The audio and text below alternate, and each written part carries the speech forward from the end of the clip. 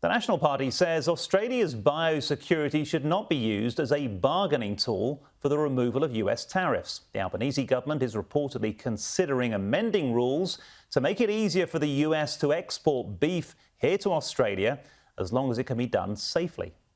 Donning an apron and serving up hamburgers during the 2024 presidential election, beef has always been one of Donald Trump's great loves. How are you? Thank you, Mr. President. Nice to see you. Hi, darling. How are you? But could that love be used as leverage when Australia's Prime Minister meets the US President at the G7 in Canada or in Washington this month? No, we will not change or compromise any of the issues regarding biosecurity. Full stop. Exclamation mark.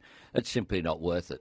Anthony Albanese is denying suggestions he could put Australia's biosecurity at risk, as reports indicate his government could change rules to make it easier for the US to send beef to Australia. That's if the US is willing to remove tariffs on steel, aluminium and other products. If things can be sorted out in a way that protects our biosecurity, of course, we don't just say no.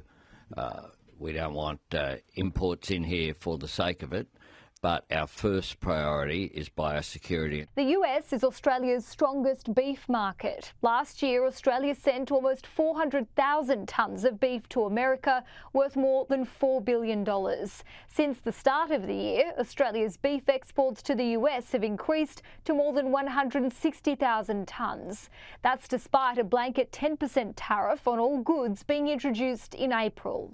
We've been strong participants of that and lived to the letter of the law.